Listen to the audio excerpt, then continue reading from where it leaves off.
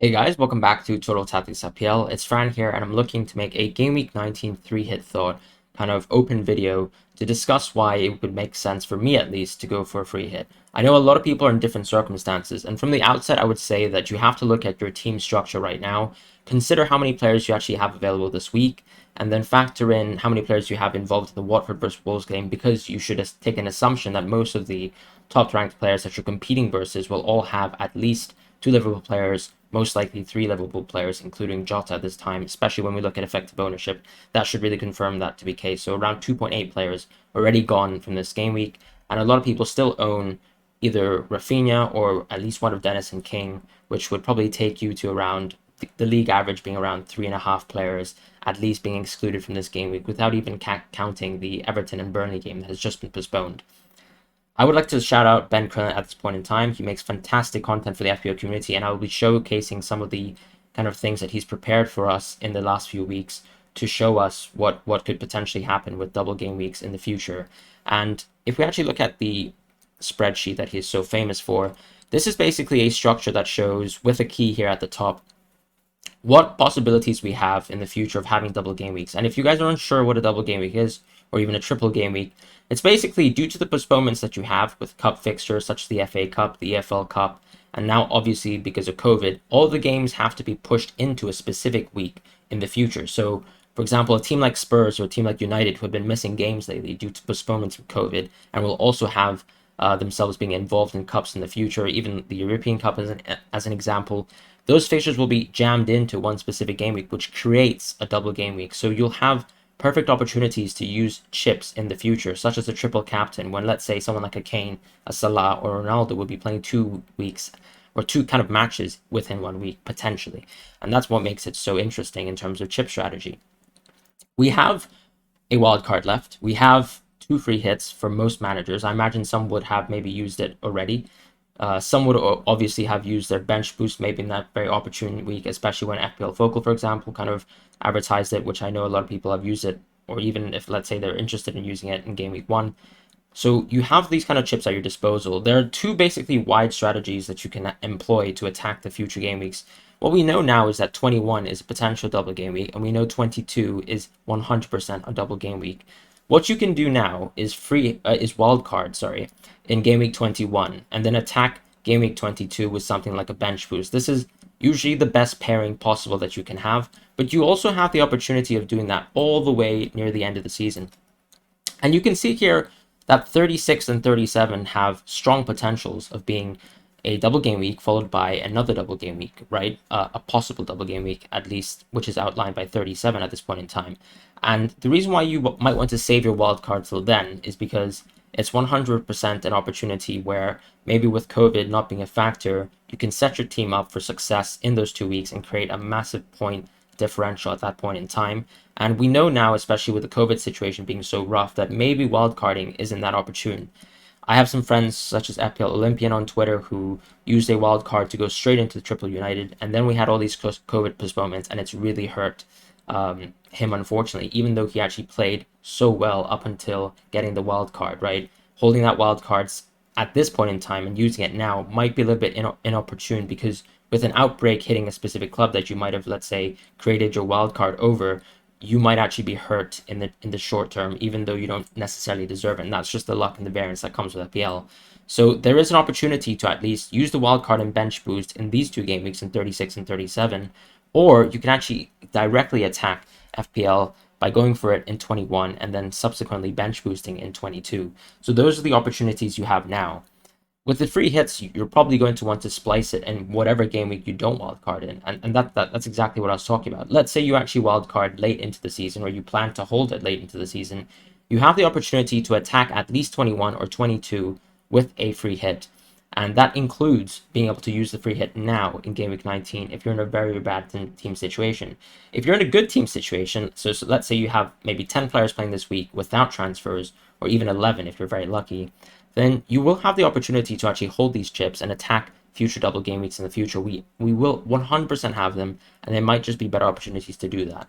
However, the reason why the Game Week 19 free hit is so interesting to me is because with the three Liverpool players out, at the very minimum, you're taking away basically what should be the 200% Salah ownership that would have been the effective ownership versus Leeds. And then you're actually having the opportunity as well to attack Trent, who's not going to play this week, and then attack Jota as well. And what's so interesting about that is all that money, that 30 mil kind of basks in value in your team, can be used and redistributed to make sure that you have a very, very strong differential. What I'll do now is actually walk through my Game Week 19 free hit. As I advised at the start of the video, it's really up to you guys, depending on what you want to do. So if you want to employ a different chip strategy, or if your team is much more secure in terms of this week than mine is, then feel free to not free hit. You can actually employ in the future. And I said, just think about the wider strategy of, let's say, wildcarding and bench boosting, and considering them as a pair, and then think about how to use the free hits in the future, especially since 21 is a very, very likely double game week as well. And we know that there will be additional, maybe smaller double game weeks where there could still be ample opportunities for you to use a free hit in, let's say, 26, 28, 29, based on the spreadsheet that we just saw from Ben. So if we actually look at the team here, we'll clearly take out the entire midfield at this point in time. The reason why I'm taking Foden out is because there's a little bit of insecurity with the latest news from Prep, kind of explaining that they have been involved in kind of behavior that he's not really happy with in Manchester. So that's going to affect whether we have Foden in our team. We're going to take out probably the front line as well with Lacazette. And it's a great opportunity to go into someone like a Martinelli, who's very, very cheap and definitely should be pegged on to start. You now have James, who in my opinion is still a lock versus Aston Villa. I think keeping one Chelsea player is, just like last week, should be enough. I think Aston Villa are quite a good defensive team. We've seen that versus both Liverpool and City, even though they actually were conceding, I think, 2 goals on both games. I think with this Chelsea firepower being a little bit less than City and Liverpool, I think it's expected that maybe they'll beat Aston Villa maybe 1-0, 2-0, or even 2-1, something like that. And I don't think there's any kind of guarantees, with maybe exception to Mount, who's been playing fantastic. So I would like to keep James and not really consider Mount at this point in time. Tomiyasu might be able to be removed at this point in time because it seems like he's injured. You could actually look at something like a Tierney or a Gabriel this week. Gabriel is going to be, let's say, if you're actually trying to bank on the fact that he can score a set piece, which could actually likely happen. Tierney as well, someone who spams a lot of assists. Ramsdale has joined the team, and we now have 3 Arsenal players, so we don't really have to consider Lacazette at this point in time. I think this week is 100% perfect for Son. It's very clear he's at a fantastic price point. There's no reason to really not get him in your team. You can consider Kane, but I think Kevin De Bruyne is probably the more interesting option. He was still very, very heavily involved in the previous game, even though he did blank versus Newcastle. So that is going to be one of the considerations that you'd like to make. Kevin De Bruyne playing consistent 90 minutes should be a kind of recipe for success in the near future. So having Kevin De Bruyne is quite an interesting pick for me. If we look into players that can actually short gap the team, we could look at Davies, because Reguilon is someone who holds a little bit more value, and maybe if we want a bench player, then Davies makes a lot of sense at this point in time. I think Dalot has a fantastic fixture versus Newcastle, probably someone I'd actually like to keep, and Ronaldo is definitely going to be that big option that we actually have at the very first side to be a captain this week. So we already have a structure here where we could play something like a 5-3-2. I would probably say a 5-4-1 makes a lot of sense, with Ronaldo being the lead striking option this week. I don't think there are too many interesting strikers at this point in time, especially with Antonio hitting COVID. You probably want to fill your team with someone like Broja, who gets to play versus West Ham in that early fixture. And with the Everton and Burnley fixture kind of being removed, you don't have too many options at this point in time. In terms of attacking the midfield, you could actually go for, once again, a City player. We have the opportunity to go for triple City at this point in time. It is Leicester, though, and Leicester are playing at home, and I know traditionally they have done quite well versus City. We've also seen them get blown apart, and we know this Leicester team this year have been quite hampered in terms of defense. So this could be a good opportunity to go for a City player. The tough thing here is with the midfield, you really have no guarantees on who you could pick. And what I would suggest is potentially even going for something like a Diaz, if you'd like to double up and go big at the back this game week. Once again, that has panned out very well, and I imagine this Leicester side will struggle to score versus City, so I don't really think there are any kind of guarantees with going for a double City midfield. That was kind of the lesson that we learned last week versus Newcastle when we went for the prospective free hit template.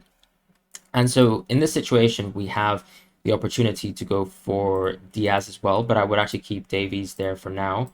But let's actually start with Diaz, just so we can actually kind of understand what our team value would be affected by.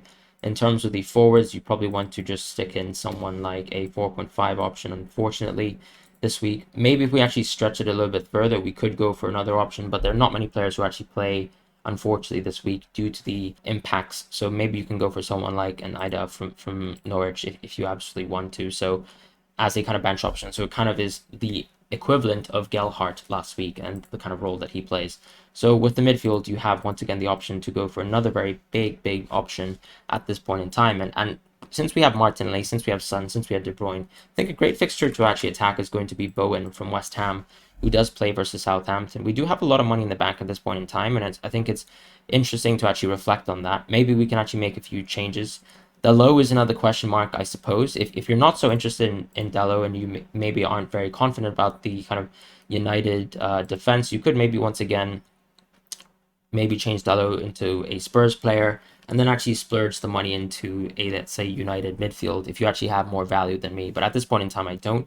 I'm also not that confident really in additional United players. So if we actually look at midfielders and kind of look at options who are below 7.7 to actually round out the team, then we can probably look at options that we would like to consider. So I think Mount is definitely probably going to be the most interesting option at this point in time. I can't really see anyone being too interesting, especially with the Everton players being out and then Leicester having a bad matchup this week. So it's a bit of a tough week. You could maybe go for Mount.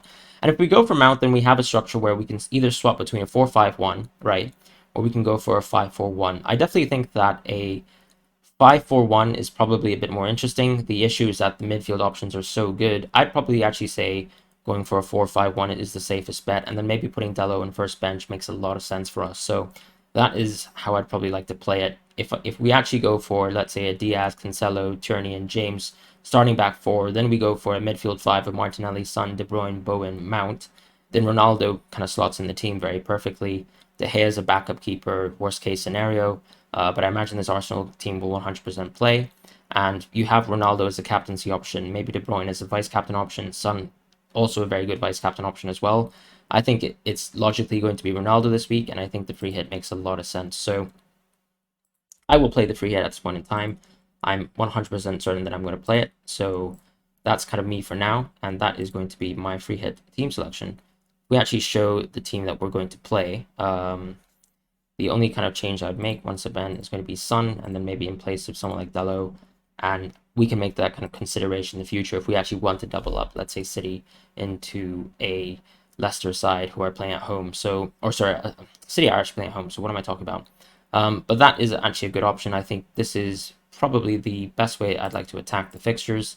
Ramsdale may be starting as well, and that's pretty much how I see it this week. So hope you guys enjoyed the video, and I'll see you guys very soon.